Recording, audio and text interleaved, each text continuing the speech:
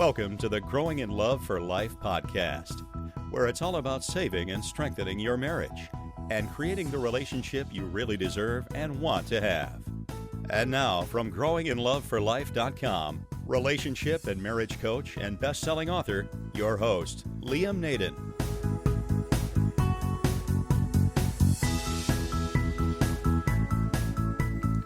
This is episode 24 of the Growing in Love for Life podcast.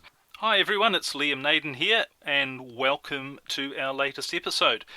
And it's hard to believe this is episode number 24 in our series. And remember, you can always listen to any of the earlier episodes, the other 23 of them. They're all available on my website, liamnaden.com, so you'll find those listed there. Anyway, today I want to carry on with our series of giving you ideas and ways to help you save and strengthen your marriage.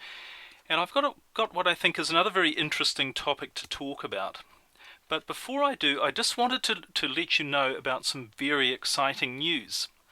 Now, if you're in the situation where you're wanting to work on your marriage or save it, and your husband or wife doesn't want to, then I have a brand new program coming out, and it's being launched on the 1st of May, and it's going to be perfect for you. And it's called Save Your Marriage When Your Spouse Doesn't Want to. So I think that pretty well sums it up. And you know, my Save Your Marriage program is a very powerful system for helping people to transform their marriages. But what I've found is that many people on the program are wanting to save their marriage and they're not getting any cooperation from their spouse at all. And while I do cover that and a lot of aspects of that in the Save Your Marriage program, it's not the absolute focus of the program. So what I've done is I've created this new program is, if you like, a turbocharger for those people whose spouse wants a divorce or who's walking out on them, or maybe already has, but they're completely uncooperative, resistant and hostile to the idea of saving their marriage. So this new program, Save Your Marriage When Your Spouse Doesn't Want to, so this new program is going to be launched on the 1st of May. And I'm going to have a very special introductory offer on that program. So if you would like to be kept informed about that, and if you'd like to know what that offer is and be informed about when this program's being released, just make sure you go and sign up on my website for the free report at growinginloveforlife.com. growinginloveforlife.com. And when you sign up for that free report, you'll also receive an update next week, or before the program is launched, with a very special introductory offer and details on how you can get that. And the other thing is, if you are already a member of my Save Your Marriage Relationship Transformation program, then you're going to get this new program absolutely free as part of your membership. And if you're thinking of joining my Save Your Marriage program, if you'd really like to, if you've been maybe listening to some of my podcasts and you've been considering joining that program, the other thing is, if you join before the 1st of May, then you'll also get this new program, Save Your Marriage When Your Spouse Doesn't Want to. You're going to get that program free as well. So if you want to sign up for the Save Your Marriage program and get this free and get the new program for free, then you can get all of the details at liamnaden.com/program. And if you'd just like to be kept informed about the introductory offer on the new program, then just go to growinginloveforlife.com and sign up there. Alright, so let's get on to our topic today. And funnily enough, it's quite timely for the release of my new course, the Save Your Marriage When Your Spouse Doesn't Want to course, because what I'm called the topic today is what to do when your spouse won't cooperate. And what do you do when you really want to save and strengthen your marriage, and you're putting in a lot of effort and you're doing everything you can? So what do you do when you really want to save and strengthen your marriage? And when you're putting in a lot of effort and you're doing everything you can, you're doing what you think are all the right things, yet no matter what you do, your husband or wife just isn't responding. I mean, maybe they're carrying on regardless. Perhaps they're still insisting that you separate or get a divorce. Or perhaps they're still ignoring you or treating you badly. They might be refusing to communicate in the way you'd like, or they could even be carrying on with an affair And it could be, of course, an emotional affair where maybe they're texting with someone inappropriately, or they're on the phone all the time, or they're on Facebook. But whatever it is, if you're in that situation, I know that it's very easy to become despondent and disheartened and even more upset with the whole situation. You know, the whole thing just doesn't seem fair, does it? It's as if you're putting in all this effort and your spouse is just carrying on doing exactly what they want, when they want, and seemingly with very little or none at all consideration for you. Well, as I mentioned earlier, my new program is going to show you exactly what to do if you're in that situation. But today I want to give you some ideas that you can do in the meantime, or just some ideas that I think will really help you if you are in that situation. Now, the first thing to realize is that if you have a spouse who wants to leave and you want to stay together, then you've really got one of the most difficult situations you could ever face. And in fact, I think it's probably the most difficult situation in any marriage or relationship. And the problem is now, of course, what it really comes down to is that you and your husband or your wife, you basically are wanting different things. And that's a difficult situation to be in, isn't it? But essentially what's happened and why this has occurred is because as we move along in our relationship, so as you and your wife or your husband have moved along together, things have changed. Now that might seem pretty obvious, but the truth of the matter is, and I think often we forget about this, but change is a fact of life. You know, everything in the world is in a constant state of change. And over the course of time, you have changed, and you still are actually, we're all constantly changing, and your spouse has changed and is changing, and your marriage and life situation has changed. So everything has changed massively since the time the two of you got together. And where the conflict comes in a relationship is because a lot of the time we don't understand the changes and we don't accept the changes. You know, we want things to be the way they were in our marriage. And sometimes, of course, we tend to look back with rose-coloured spectacles and thinking that things actually were better than they probably were. But we find it difficult to accept that things are different. So what you need to realise and accept is that both you and your spouse have changed, and that there's nothing wrong with that. In fact, it's perfectly natural. And of course, they're a different person from the one you married, and you're a different person as well. Now, what I'm really getting at here, and why I'm talking about this thing about change, is that what you need to do is you need to take away the expectation that they should want to stay married to you. Because if you expect them to be loving, and for you to have a great relationship just because you have in the past and because you want to and that's how you feel, then all you're really going to do is put pressure on them and make them feel bad. And when you do that, when you put pressure on them, when you make them feel bad, that is actually the fastest way to drive anyone away from any relationship, but especially an intimate relationship or a marriage. What you've got to do is you've got to take away your expectations, what you expect and want to happen in your relationship. And keep reminding yourself that expectations means pressure, and pressure will push your spouse away. Okay, well, so we've established that expectations and pressure are what you need to eliminate, but I'm sure you're probably thinking to yourself, well, that's all well and good, but how do I do that? How do I actually stop expecting them to behave in a certain way? And how do I take the pressure off them and not be disappointed when they won't cooperate and do what I'd like them to do? And what I think is going to be best for our marriage. Because after all, I love them. I have feelings for them and I want to have a great marriage. I don't want us to just split up I don't want to have a life of misery together. So what do I actually do to remove this expectation and pressure? Well, I've got a few things here which are things that you can do. And they're things that you're going to find will help alleviate the pressure in your marriage. And once you start doing that, you're going to see some further changes in your relationship. And of course, remember, change is inevitable. In fact, change is the only constant there is in life. But hopefully now these are going to be changes for the better. And even just by taking the pressure off, the air is going to get clearer. And that's when you're going to find, and only then, are you going to find that your spouse will start responding to you in a more positive way, which is of course what you want, isn't it? Alright, so the first way to get rid of pressure and expectation, the first thing to do is to get rid of the feelings that you need to be married to your spouse for you to be happy. You don't. Now, of course, you want to be married to them, and you want them in your life, and you want to feel all of the good feelings that having them in your life gives you, or used to anyway when things were good between you. But seriously, it could be possible. In fact, if you really, really had to, and if your life depended on it, it could be possible for you to find someone else to have a happy relationship with. Now, of course, you don't want to do that. Of course. But you could if you had to, couldn't you?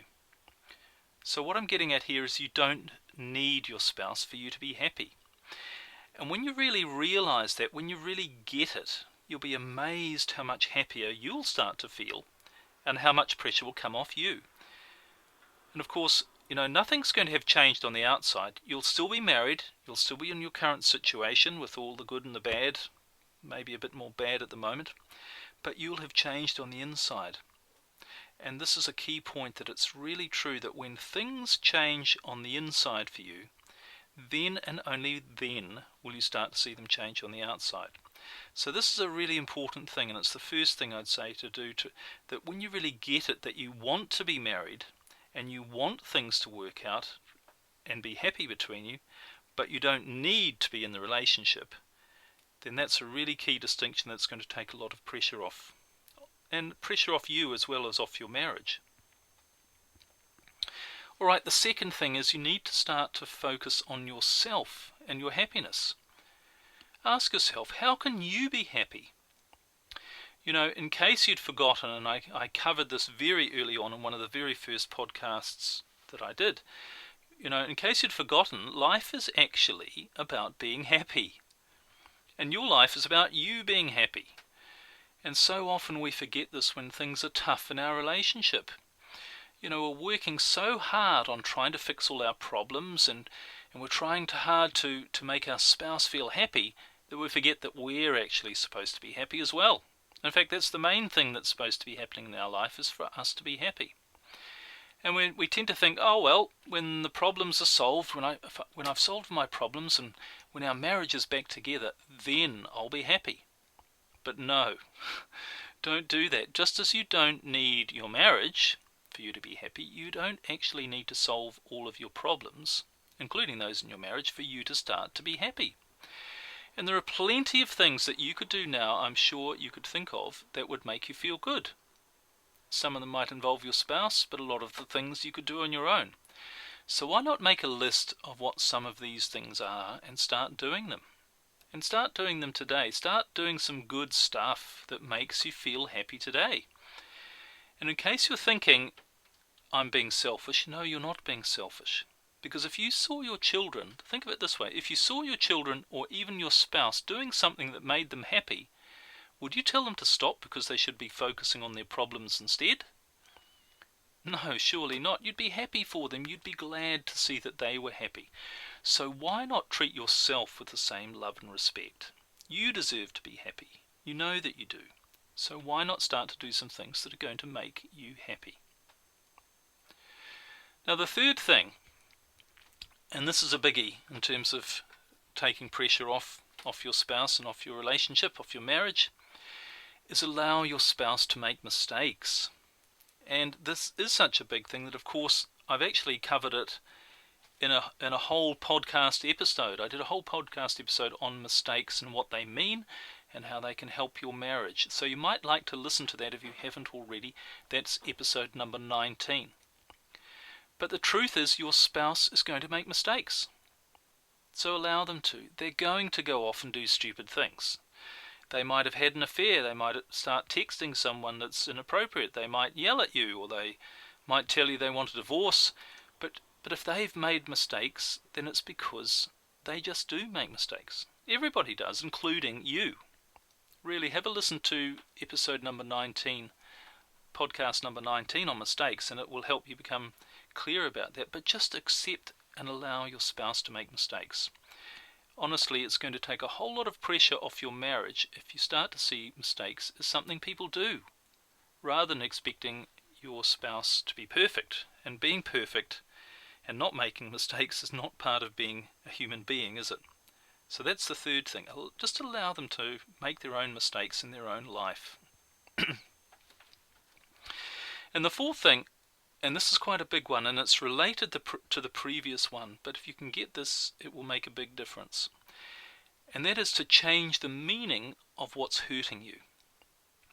Now here's something that is one of the greatest truths, I think, to a happy life that I've ever heard, and I know it really is true, but you know that if you feel hurt, it doesn't actually come from what someone else has done to you or is doing. It actually comes from what you think that what that person did, what you think it actually means. And it's always because you have different expectations about what that person should or shouldn't have done, or should or shouldn't be doing. So people say to me, well, I'm really hurt because my wife had an affair and she shouldn't have done that. Or they say, he shouldn't be so cold towards me, or he should consider my feelings, or she should consider my feelings. But when you think about it, why should they? Because people are actually only doing one thing in their entire life. They're trying to be happy. And to be honest, that's the only thing they should be doing. So instead of reacting and being hurt and saying, my wife or husband should or shouldn't have done that, ask yourself a different question, a much more powerful question. Ask yourself, I wonder why they have done that. Maybe they're not happy. Well, they're obviously not happy. And maybe there's something I can do to help them with that. Or maybe they'll just have to figure it out on their own. Or maybe there's a completely different reason and they're not actually trying to hurt me at all. But whatever it is, try to figure out what you really feel hurt by. And whatever it is that they have or haven't done that does make you feeling hurt, see if you can find a different meaning for their behaviour. And some of those questions I've just mentioned are going to be able to help you do that. Lastly, and this is an important one too, if your spouse isn't cooperating with you, if you're really putting in a huge effort to saving your marriage or just making it better and getting rid of some of the problems and the pain between you, and they're just not cooperating, then remember, just give it some time. I mean, things do take time to work, and things are going to change. That's the good news. Your situation right now is not going to stay the same. And your spouse is not going to keep acting the way they are now forever. Of course, if you continue to work through the ideas I've shared in this podcast, and in fact in all the other Growing in Love for Life podcasts, and your spouse still isn't responding positively to you, then at some point you are going to have to make a decision. And that decision is, are you going to keep trying or have you had enough? Now, I can't tell you how long that will take, but I can tell you, you will reach that point, and you'll start to realize at that point that you do deserve to be happy. You do deserve to be treated well. And the funny thing is, at that point, when you really start to value yourself, and you realize that you don't need your marriage for you to be happy, and you work on your own happiness first, that's when you may well find that your spouse starts to see that too, and start to cooperate with you, and want to be with you in creating a great marriage. And that's all to do with taking the pressure off, which is really what I've been talking about in this podcast. So don't give up, don't despair, try some of these ideas from this podcast today. Take heart that when your spouse isn't cooperating with you, there are things you can do, and you can definitely make a difference. So that's it for today. Remember, if you would like to know about the special introductory offer on my new program, which is Save Your Marriage When Your Spouse Doesn't Want To, which is being released on the 1st of May, then make sure you sign up for the free report at growinginloveforlife.com. And if you've been thinking about joining my Save Your Marriage Relationship Transformation program, now's the time to do it, because as I said, if you sign up between now and the 1st of May, you're going to get the new program included absolutely free. And you can find out about that program at liamnaden.com/program. So thanks for listening. I really hope you found these ideas thought-provoking and helpful. If if you really want to save and strengthen your marriage much more quickly, easily and powerfully, then I'll hope you'll join me in one of my programs. But otherwise, as I say, I hope you found this useful, and I hope it makes a positive difference if you start to apply some of this information. I've really enjoyed sharing it with you. I love the feedback I get. Thank you very much to the people who email me and send me messages about the difference it's making to their relationship. It's really heartening to hear. I wish you all the best for your marriage, and I really hope that you create for yourself and your spouse the only sort of marriage worth having, and that's a great one. So until next time, bye for now.